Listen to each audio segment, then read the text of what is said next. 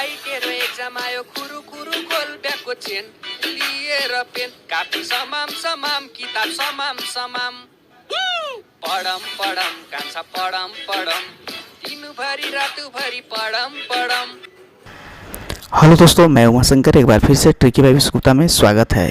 दोस्तों आज मैं आप लोगों के लिए मैट्रिक 10th क्लास का सोशल साइंस समाज अध्ययन का हिस्ट्री का टर्म 2 का संभावित प्रश्न लाया हूं दोस्तों, जो आपको परीक्षा में आग लगाने वाली क्वेश्चन है। दोस्तों अगर आप इस क्वेश्चन को देख लेते हैं तो आपको फाइनल एग्ज़ाम में परीक्षा में आग लगा देगी। दोस्तों इससे रिलेटेड बहुत से क्वेश्चन आते हैं। मैंने आपको लघु, दीर्घ लघु और अति लघु प्रश्न लाए हैं दोस्तों, जो आपका 2 मार्क्स होंगे, 3 मार्क्स के होंगे और 5 मार्क्स के होंगे। तो चलिए हम लोग स्टार्ट करते हैं। हमारा अति लघु उत्तरीय प्रश्न है जिसको आपको अधिकतम एक वाक्य में प्रश्न को देना है। इसका प्रत्येक अंक 2 अंक का होगा। प्रत्येक प्रश्न का निर्धारित अंक 2 है। तो क्वेश्चन नंबर पहला है, हेनरी फोर्ड कौन था?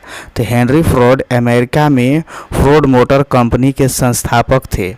अर्थात हेनरी फोर्ड कौन थे? तो वे हमारे अमेरिका में फोर्ड मोटर कंपनी के संस्थापक थे। अर्थात जो कंपनी, जैसे कि आप जानते होंगे भारत में भी बहुत से कंपनी हैं, जैसे हीरो होंडा, ये सब हमारा कंपनी है। तो उसी तरह से हेनरी फोर्ड का कंपनी का नाम है फोर्ड मोटर कंपनी। इसके बाद क्वेश्चन नंबर नेक्स्ट है, औद्योगिक क्रांति से आप क्या समझते हैं? तो इसका आंसर हो जाएगा 18वीं शताब्दी के उत्तरार्ध और 19वीं शताब्दी के पूर्वार्ध। अर्थात 1760 से 1820 के बीच में अंग्रेजों को उद्योगों में उत्पन्न प्रणाली में व्यापक परिवर्तन हुआ, जिसे औद्योगिक क्रांति के नाम से जाना जाता है। अर्थात औद्योगिक क्रांति वह क्रांति है जो उद्योग के लिए क्रांति हुआ था। वो भी कब हुआ था? तो 1760 से लेकर 1820 ईस्वी में किया गया था। यह हमारा औद्योगिक क्रांति के अंतर्गत आते हैं, जैसा कि आप यहाँ देख रहे हैं। यह हमारा औद्योगिक क्रांतिकारी से रिलेटेड है। इसके बाद क्वेश्चन नंबर हम 3 देखते हैं, आयात शुल्क से आप क्या समझते हैं? अर्थात आयात शुल्क से क्या समझते हैं? तो इसका उत्तर है, आयात शुल्क किसी देश के सीमा शुल्क अधिकारियों द्वारा उत्पन्न एवं सेवाओं के आयात पर एकत्र किए गए कर को कहा जाता है। किसी उत्पादन का मूल्य आमतौर पर आयात शुल्क को अंतिम रूप देता है। अर्थात आयात शुल्क वह शुल्क है जिसमें आयात पर किए गए कर को कहा जाता है। अर्थात आयात जो हमारा जो उत्पादन होता है, अधिकारियों द्वारा जो उत्पादन या सेवाओं का आयात पर एकत्र किया जाता है, उसी से जो कर को कहा जाता है। अर्थात जो कर होता है वो आयात से निर्मित होता है। इसके बाद हमारा क्वेश्चन 4 है, भारत में प्रथम आधुनिक वस्त्र मिल कहाँ और कहाँ पर स्थापित हुआ? तो भारत में प्रथम आधुनिक वस्त्र 1854 ईस्वी में मुंबई में भारतीय व्यापारी नाना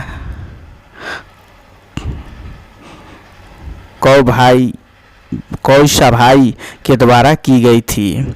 इसके बाद हमारा क्वेश्चन नंबर 5 है, पशुओं में प्लेग की तरह फैलने वाली बीमारी को क्या कहते हैं? अर्थात पशुओं में जो बीमारी फैलता है उसको क्या कहते हैं? तो इसका आंसर हो जाएगा रिंडर पेस्ट कहा जाता है, जो अफ्रीका में 1890 के दशक में बहुत तेज़ी से फैल रही थी। इसके बाद क्वेश्चन है, रिंडर पेट्स से आप क्या समझते हैं? रिंडर पेट से आप क्या समझते हैं?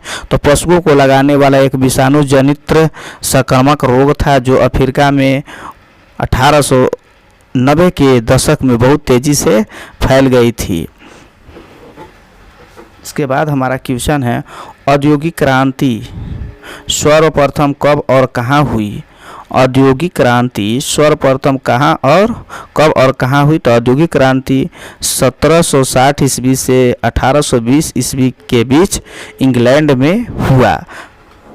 इसके बाद हमारा क्वेश्चन हमारा नेक्स्ट है, प्रथम विश्व युद्ध के बाद विश्व को किस संकट का सामना करना पड़ा?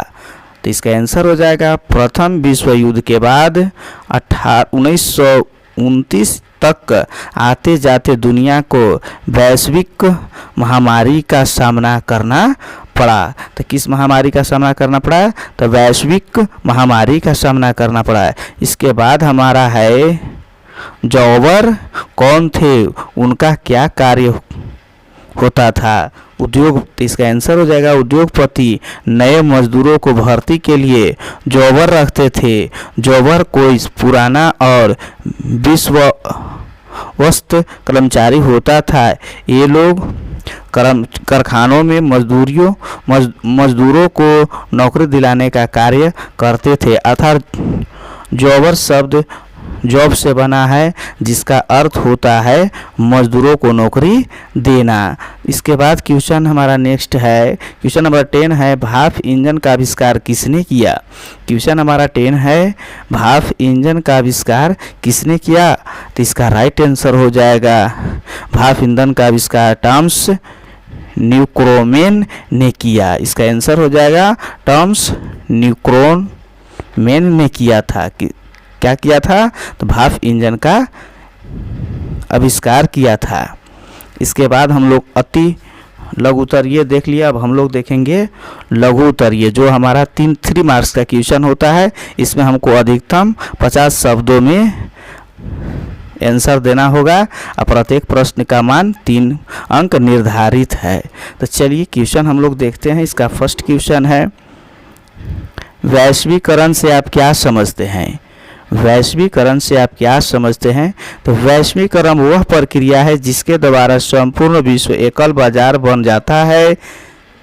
इसे बहुराष्ट्रीय कंपनियों द्वारा विदेशी निवेश और विदेशी व्यापार के माध्यम से विभिन्न देशों के बीच तीव्र एकीकरण या परस्पर संबंध के रूप में परिभाषित किया जाता है। इसका पॉइंट है, इस प्रक्रिया में हम अंतर्राष्ट्रीय स्तर पर आर्थिक रूप से परस्पर निर्भर हो जाते हैं। देश के बाहर में उत्पादन भारत में और भारत के उत्पादक विदेशों में अपनी वस्तुओं और सेवाओं का उत्पादन एवं बिक्री कर सकते हैं। तीसरा का पॉइंट हो जाएगा, श्रमिक भी एक देश से दूसरे देश तक आवागमन कर सकते हैं। इसके बाद क्वेश्चन है, ब्रिटेन की महिलाओं कामगारों ने स्पिरिंग जेनी मशीन पर हमला क्यों किया? तो ब्रिटेन की महिला कामगारों ने स्प्रिंग जेनी मशीन पर निम्नलिखित कारणों से हमला किया। स्प्रिंग जेनी मशीन पर हमला करने का मुख्य कारण है, नंबर 1, स्प्रिंग जेनी का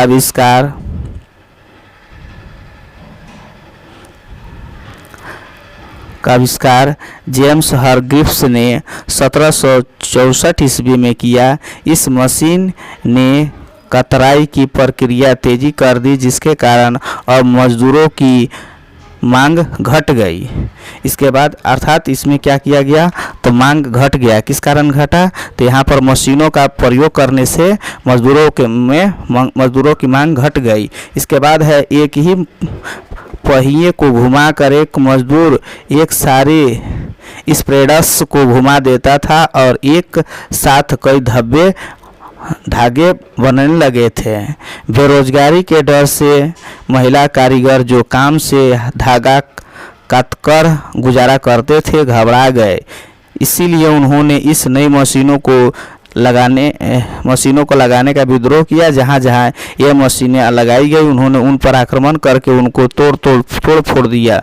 महिलाओं का विद्रोह तोड़ फुट काफ़ी समय तक चलता रहा। तो इस कारण से स्पेनिंग जैनी मशीन पर हमला किए, क्योंकि वो मशीन को आने से उन्हें रोजगार में कमी हो गई, रोजगार अर्थात मजदूरों की संख्या में मांग की कमी हो गई। लोगों को काम कराने के बजाय वहाँ पर मशीनों का यूज करने लगा। इसके बाद क्वेश्चन है, कॉर्न लॉ से आप क्या समझते हैं?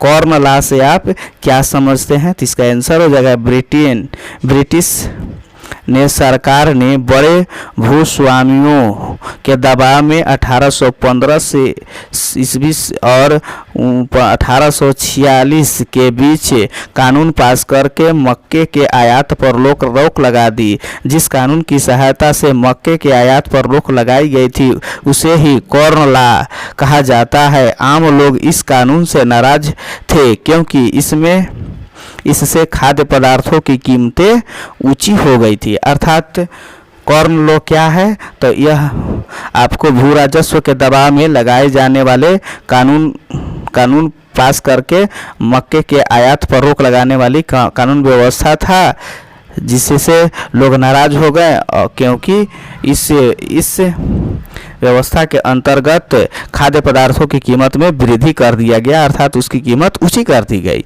इसके बाद क्वेश्चन है, बंदरगाह सूरत बंदरगाह 18वीं सदी के अंत तक हाशिए पर पहुंच गया, क्यों? संक्षिप्त में लिखिए। तो इसका उत्तर हो जाएगा, सूरत बंदरगाह 18वीं सदी के अंत तक हाशिए पर पहुंचने के पीछे निम्न कारण थे।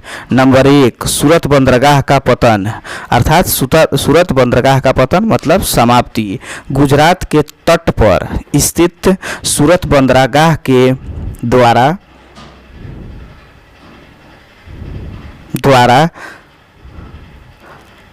भारत खाड़ी और लाल सागर के बंदरगाहों से जुड़ा हुआ था और खूब व्यापार होता था।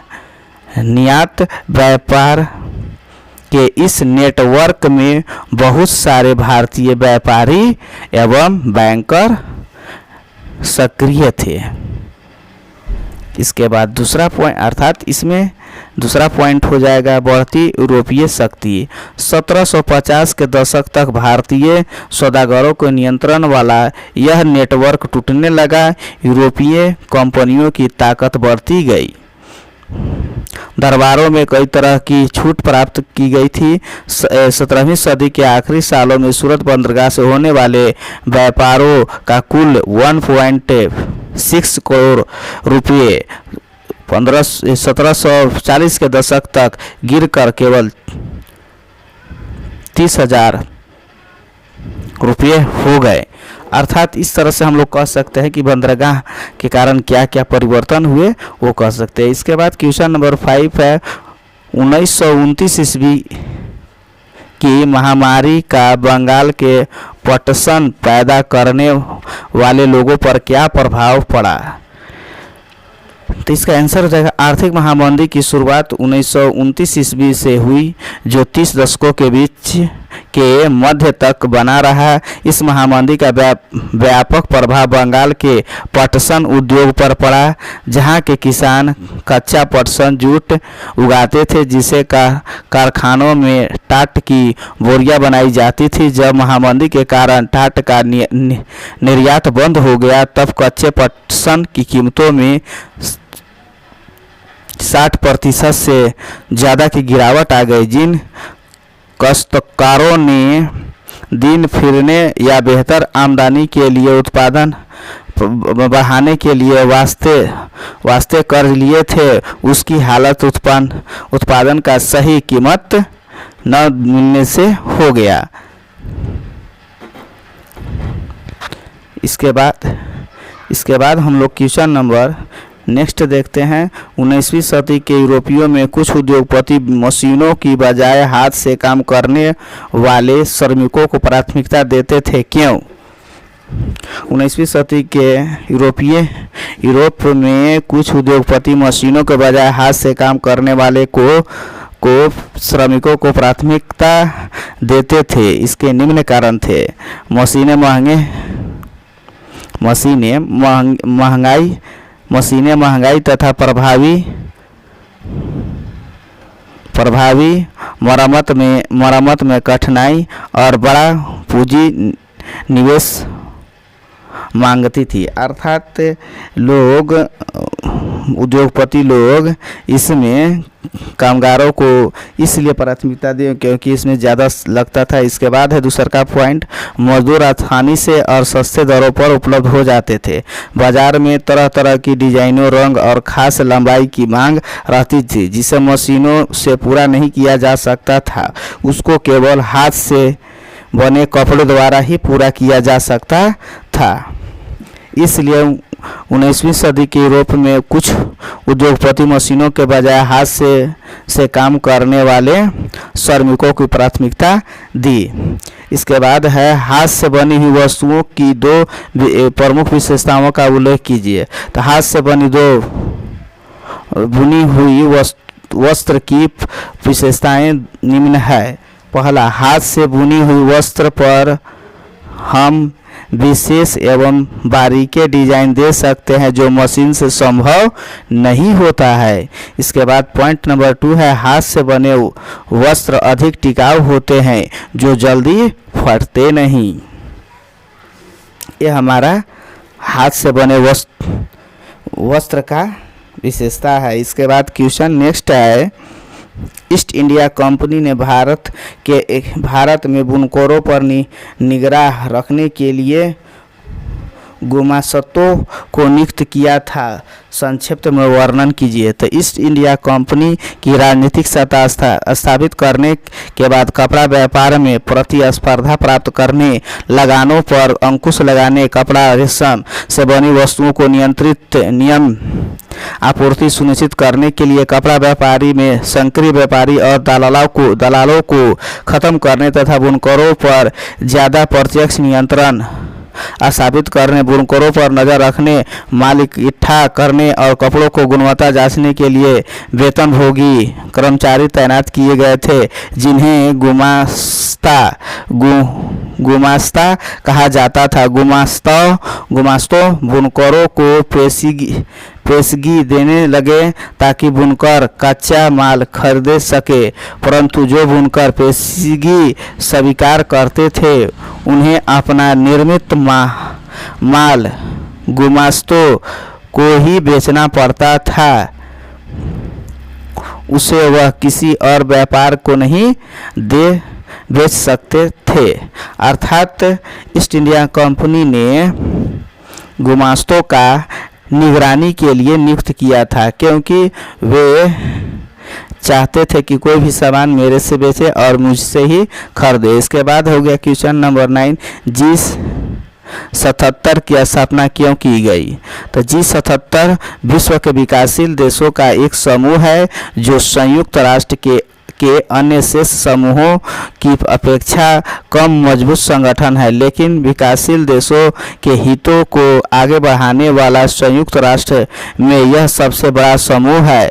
G77 समूह की स्थापना जेनेवा में संयुक्त राष्ट्र व्यापार और विकास सम्मेलन UNCDT के पहले सत्र के बाद हुई थी। G77 की स्थापना की घोषणा सभी मूल्य शासक 77 देशों के संयुक्त घोषणा के तहत 15 जून 1964 को संयुक्त घोषणा की गई। अर्थात G7 का यह उनकी कारण है या फिर उसका डिफिनेशन है। इसके बाद क्वेश्चन देखते हैं, पहले विश्व युद्ध के समय भारत का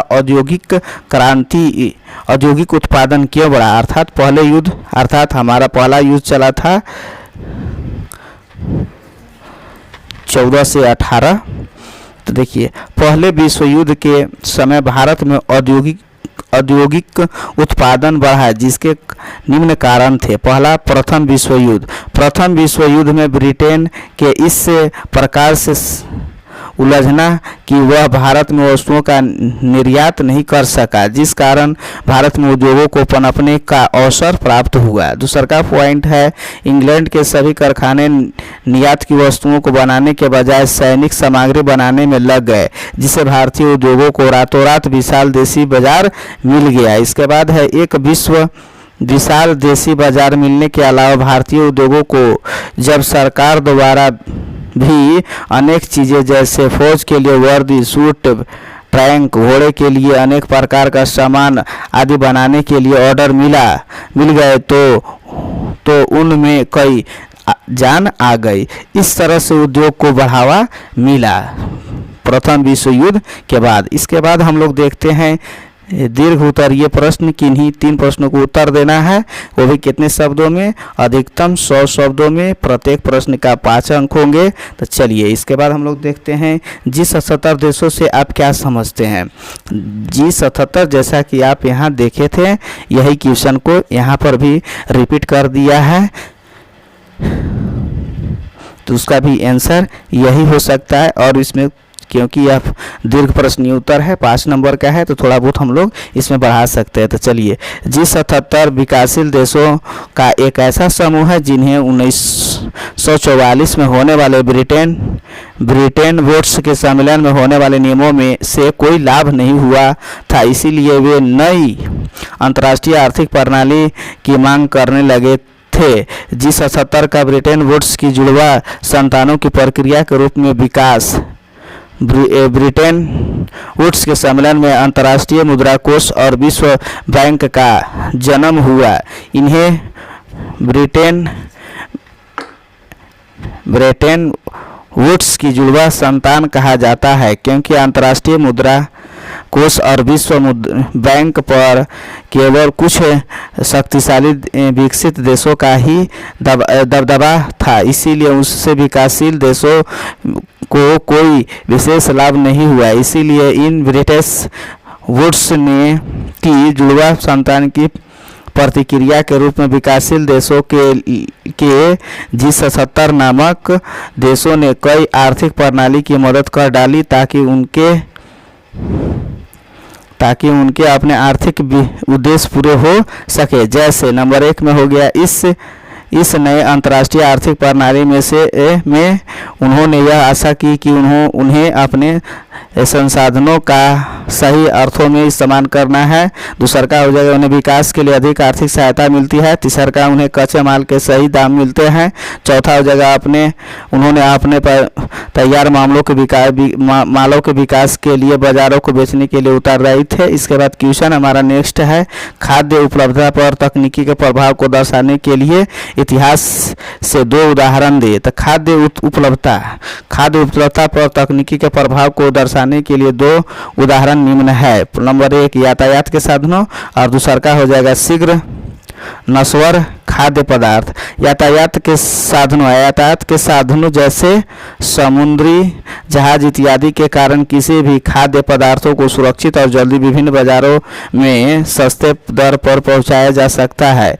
इसके बाद कह रहा है शीघ्र नश्वर खाद्य पदार्थ जैसे मांस, दूध, अंडे, मछली, फल, सब्जी, मक्खन, खोया, पनीर आदि को बड़े बड़े शीतलता बनाए रखने के लिए फ्रीजर एवं कंटेनर आदि में विभिन्न स्थानों पर ले जाने या उन्हें पहले की अपेक्षा अच्छी तरह से रखने में किया जाता है। इसके बाद क्वेश्चन हमारा नेक्स्ट है, ईस्ट इंडिया कंपनी ने भारतीय बुनकरों से सूती और रेशमी कपड़ों को नियमित आपूर्ति सुनिश्चित करने के लिए क्या कहा।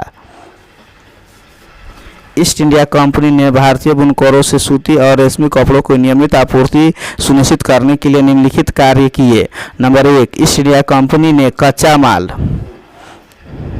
खरीदने के लिए बुनकरों को पेशगी के रूप में ऋण दिया। इस प्रकार उन्होंने बुनकरों को अस्थायी रूप से कर्ज के जाल में फंसा लिया। इसके बाद पॉइंट नंबर 2 है, साथ ही ईस्ट इंडिया कंपनी ने वेतनभोगी गुमास्तों की नियुक्ति की जो कपड़ा के उद्योगों और बुनकरों द्वारा बनाए जाने वाले रेशम की निगरानी करते थे।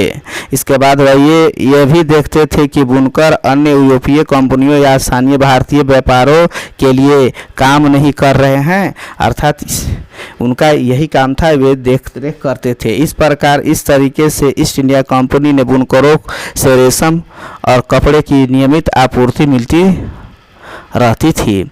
इसके बाद हमारा क्वेश्चन नंबर नेक्स्ट है, जैसा कि आप यहाँ देख रहे हैं, ये हमारा ईस्ट इंडिया कंपनी भारतीय बुनकरों से प्राप्त हुआ था। इसके बाद हम लोग आगे देखते हैं, तो आगे हमारा क्वेश्चन नेक्स्ट है, भारतीय अर्थव्यवस्था। भारतीय अर्थव्यवस्था पर महामंदी के प्रभाव की व्याख्या करिए, अर्थात भारतीय अर्थव्यवस्था पर महंगाई का क्या, महामंदी का क्या व्यापक प्रभाव, उनके बारे में लिखना है। तो जैसा कि आप देख रहे हैं यहाँ पर 5-6 पॉइंट दिखा रहा है। तो पहला पॉइंट है 1929 की आर्थिक महामंदी के कारण पहले ही यह बदतर भारतीय अर्थव्यवस्था की हालत और बुरी हो गई। 1929 से 1934 के बीच आयात निर्यात घटकर आधे हो गए। अंतर्राष्ट्रीय व्यापार में कीमतें गिरने से इस बीच गेहूं की कीमत आधी हो गई।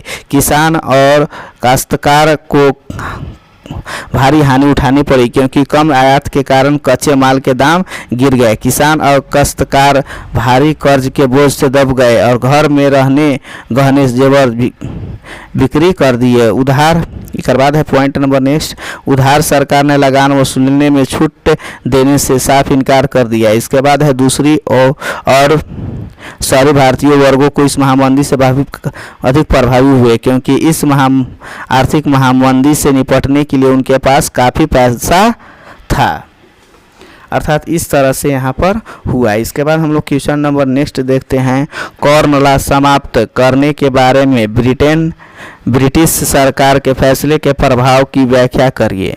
इसका उत्तर हो जाएगा, ब्रिटिश पार्लियामेंट ने 19वीं शताब्दी में जो कानून अपने भूस्वामियों के हितों की रक्षा के लिए पारित किया था, उस कानूनों को कॉर्न लॉ कहा जाता है। इस कानून के द्वारा विदेशी से खाद्य पदार्थों के आयात पर प्रतिबंध लगा दी गई थी। इस पाबंदी के परिणाम स्वरूप जब ब्रिटेन ने खाद्य पदार्थों को मूल्य बढ़ाने लगे तो लोगों में हाहाकार मच गई और विवश होकर सरकार को यह कानून हटाना पड़ा। इस कानून को हटाने का महत्वपूर्ण कारण जो निम्न है। नंबर 1, खाद्य सामग्री सस्ती हो गई, जिसके साधारण और गरीबों जनता को खूब लाभ हुआ। नंबर 2, जब बाहर से खाद्य पदार्थ सस्ते दामों में इंग्लैंड में आने लगे तो वहाँ के भूस्वामी की स्थिति खराब हो गई। नंबर 3, अर्थशास्त्रियों और राजनेताओं ने सबक सीखा कि उन्हें औद्योगिक देशों की आर्थिक स्थिरता को सुनिश्चित करना है।